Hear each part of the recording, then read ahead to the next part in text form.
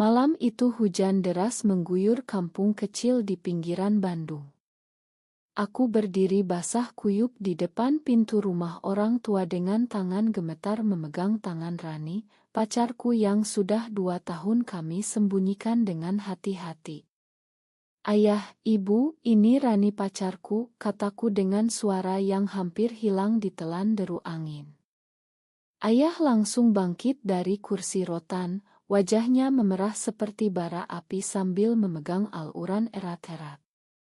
"Apa katamu, Sari? Kamu bawa perempuan ke rumah ini sebagai pacar.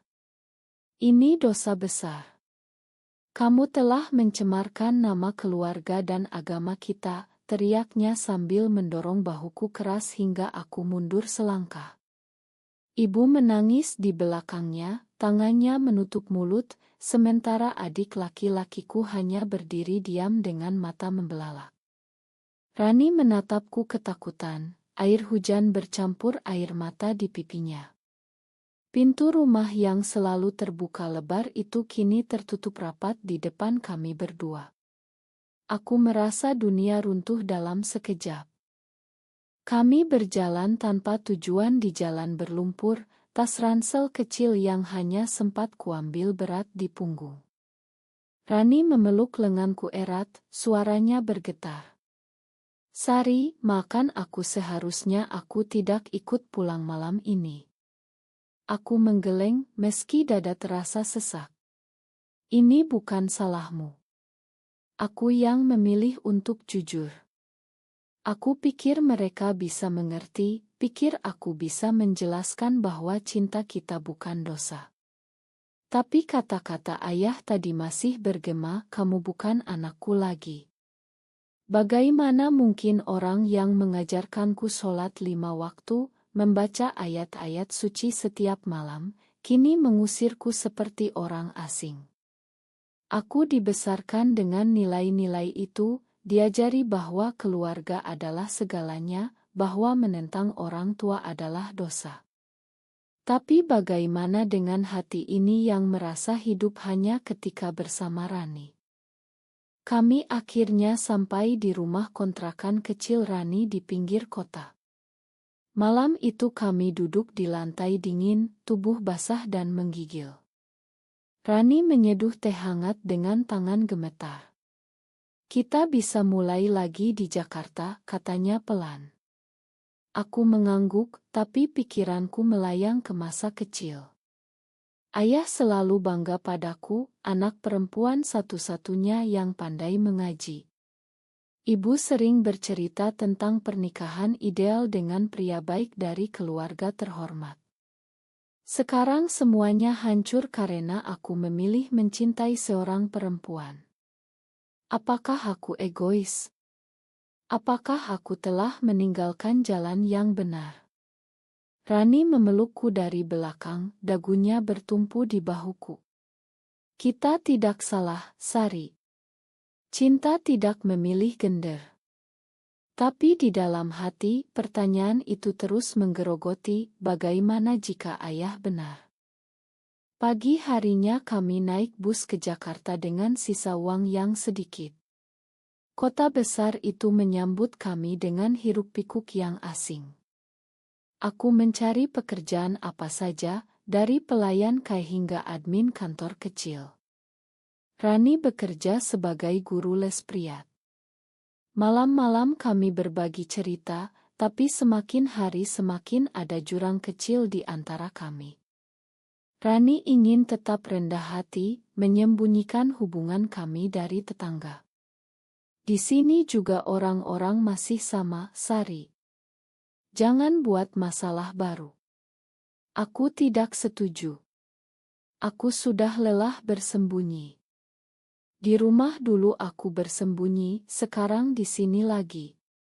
Pertengkaran kecil itu mulai muncul, tapi kami selalu berdamai dengan pelukan. Sementara itu, di kampung, ibu diam-diam meneleponku dari warung tetangga.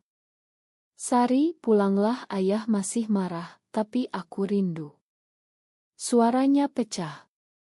Aku ingin menangis, tapi jawabanku tegas. Ibu, aku tidak bisa kembali sebagai orang yang bukan aku. Kalau ayah tidak bisa menerima Rani, berarti dia tidak menerima aku. Ibu hanya diam lama. Agama kita melarang, nak. Ini ujian. Ujian.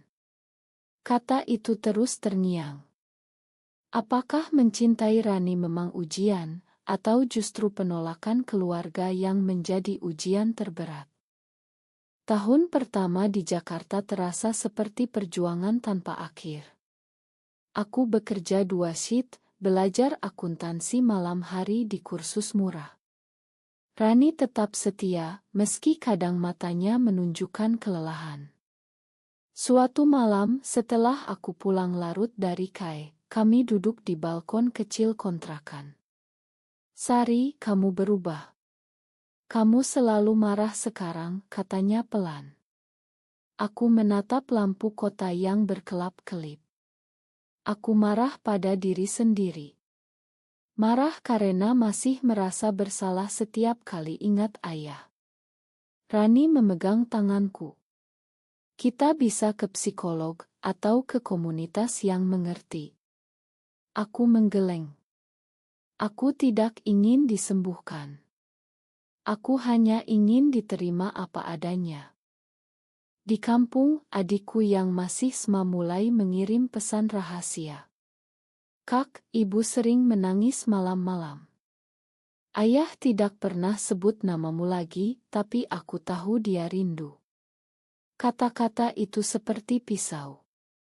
Aku balas, bilang ke ayah, aku masih sholat, masih percaya Tuhan.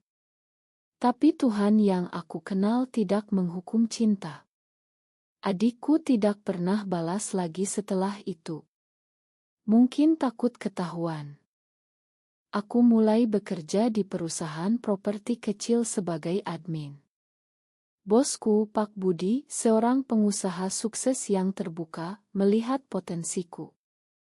"Kamu punya naluri bisnis, Sari. Belajar saja lebih dalam."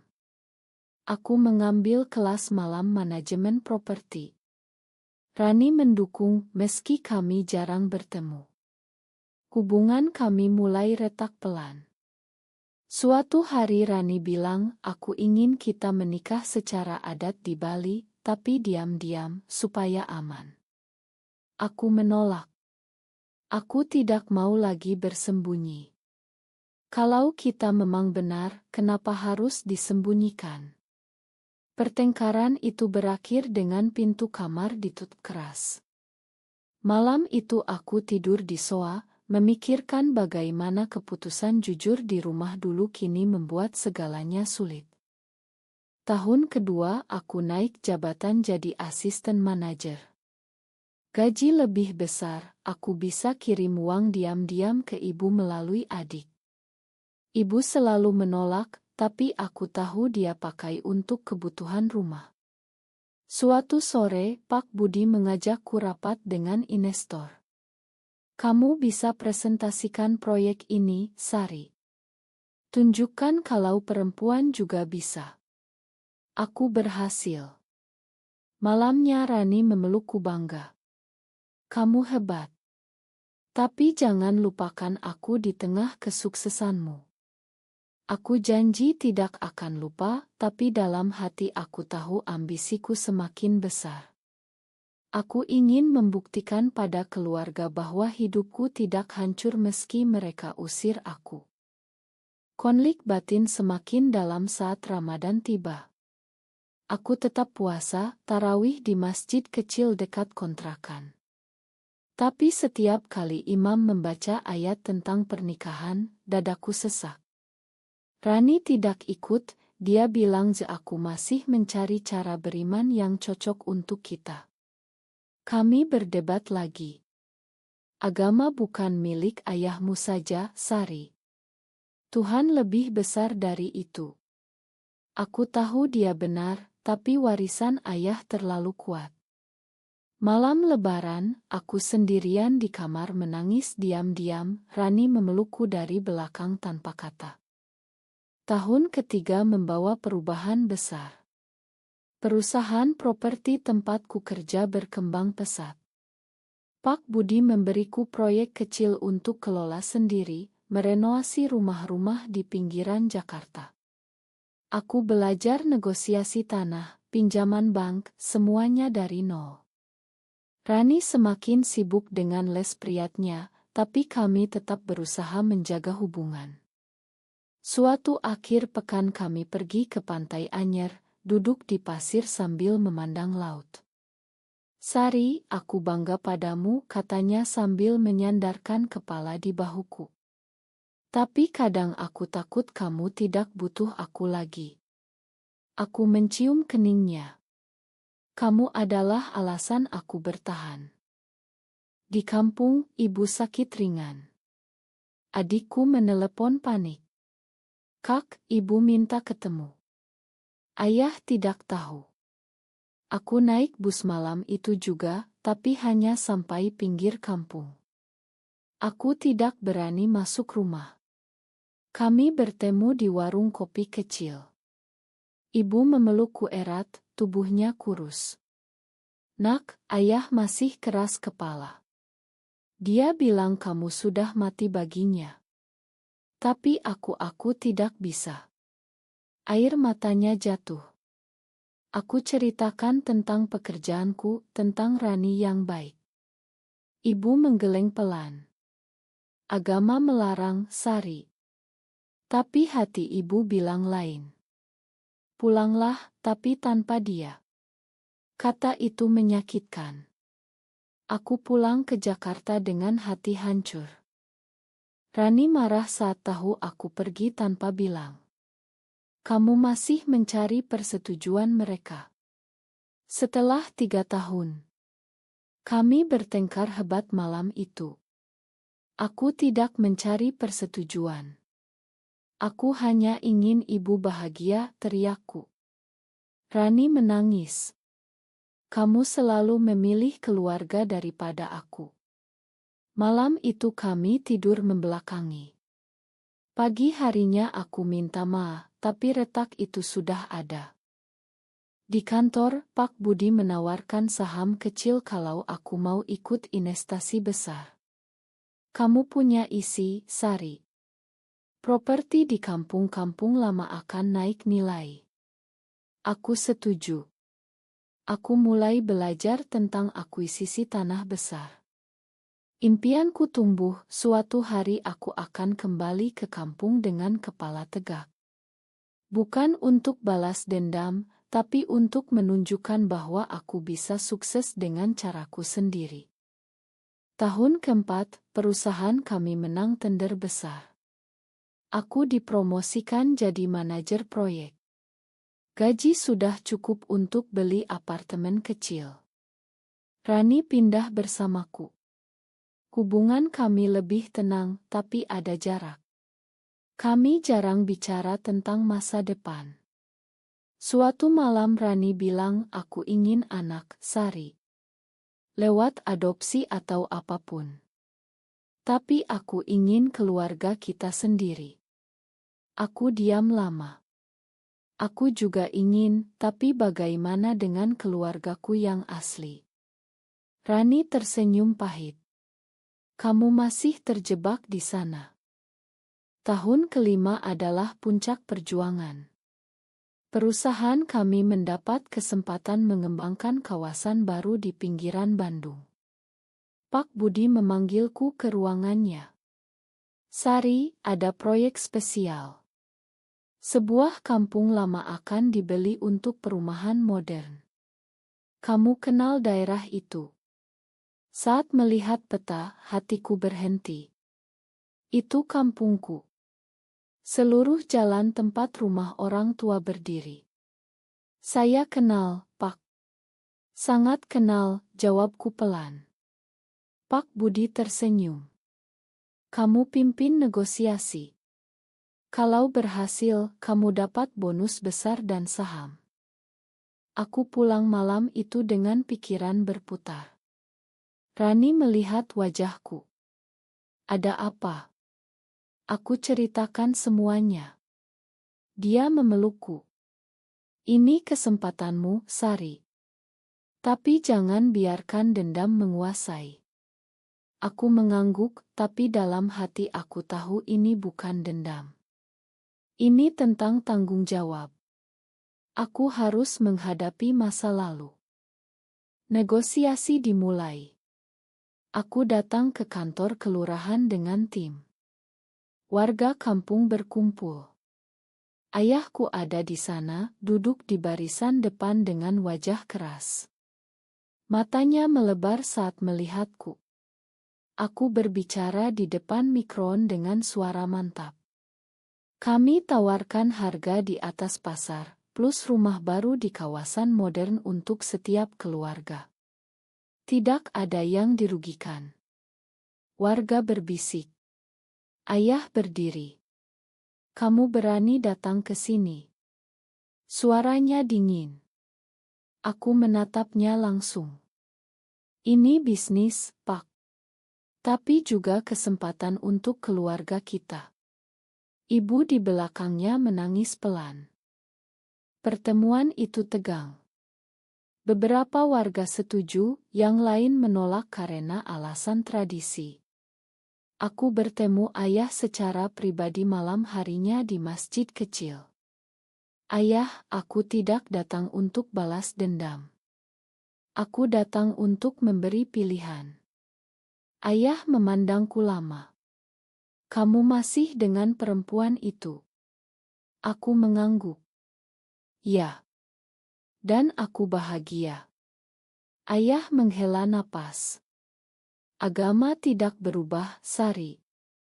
Tapi aku lelah marah. Kata-kata itu seperti angin segar. Kami tidak berpelukan, tapi ada celah kecil. Rani datang ke Bandung akhir pekan itu. Kami berjalan di kampung lama, tangan bertautan pelan. Kamu sudah berubah, Sari. Lebih kuat, katanya. Aku tersenyum. Aku belajar bahwa kehilangan bukan berarti kalah. Kontrak akhirnya ditandatangani setelah berbulan-bulan. Seluruh kampung, termasuk rumah orang tuaku, kini milik perusahaan. Aku yang memimpin proses itu. Bonus yang kudapat cukup untuk membeli rumah baru bagi keluarga. Aku datang ke rumah lama sore hari dengan mobil baru. Ayah berdiri di teras, ibu di sampingnya. Adikku tersenyum gugup. Ini kontrak pembelian. Tapi aku sudah siapkan rumah baru untuk kalian, lebih besar, lebih nyaman. Kalian tidak perlu pindah jauh. Ayah menerima map itu dengan tangan gemetar. Kamu membeli kampung kami. Aku mengangguk. Bukan membeli untuk menghancurkan, tapi untuk membangun yang lebih baik. Dan aku ingin kalian bagian dari itu. Ibu memelukku pertama kali setelah 5 tahun. Nak, makan ibu. Air mataku jatuh. Ayah tidak memeluk, tapi matanya tidak lagi marah. Kamu sudah dewasa, Sari. Aku masih tidak mengerti pilihanmu, tapi aku lihat kamu tidak hancur. Kami duduk di ruang tamu yang sama tempat aku dulu diusir. Aku ceritakan perjalanan 5 tahun, perjuangan, air mata, keberhasilan. Rani menunggu di luar, menghormati momen ini. Malam harinya aku ajak Rani masuk. Ayah, ibu, ini Rani. Masih pacarku. Suasana tegang sebentar. Ibu tersenyum kecil. Ayah hanya mengangguk pelan. Duduklah. Kami bicara panjang lebar. Ayah bercerita bagaimana dia merasa gagal sebagai orang tua. Aku takut masyarakat menghakimi. Ibu menambahkan, tapi melihatmu sekarang, aku tahu kamu bahagia. Rani berbicara lembut, menghormati keyakinan mereka. Kami tidak meminta kalian setuju. Kami hanya minta tempat di hati kalian. Aku merasa beban 5 tahun terangkat. Tapi aku juga sadar, banyak yang hilang, tahun-tahun kebersamaan, tawa kecil di rumah, sholat berjamaah. Keputusan jujur malam itu telah menyakiti mereka, tapi juga menyembuhkanku. Pagi harinya, kami semua berdiri di halaman rumah lama. Truk pengangkut mulai bongkar muat barang. Ayah memandang kampung yang sebentar lagi akan berubah. Kamu benar, Sari. Hidup harus maju. Aku tersenyum. Tapi aku belajar dari ayah juga. Nilai-nilai itu yang membuatku kuat. Kami tidak sepenuhnya berdamai, tapi kami saling menghormati. Ibu memeluk Rani sebentar. Jaga anakku. Aku dan Rani berjalan menyusuri jalan kampung yang akan segera menjadi kompleks baru. Tangan kami bertautan erat. Kamu sudah sampai di sini, katanya bangga. Aku memandang langit Bandung yang cerah. Ya. Dan aku siap bertanggung jawab atas setiap pilihan. Kami berhenti di bawah pohon mangga tua, tempat dulu kami sering sembunyi saat remaja. Rani mencium pipiku pelan, momen indah yang sederhana. 5 tahun lalu aku kehilangan rumah. Hari ini aku membeli seluruhnya. Tapi yang paling berharga bukan kontrak itu, melainkan kedamaian yang kudapat setelah menerima bahwa tidak ada yang benar-benar menang atau kalah dalam cinta dan keluarga. Hanya ada tanggung jawab untuk terus melangkah. Apakah aku salah karena mengikuti hati nurani, atau keluargaku yang salah karena menolak menerima aku apa adanya?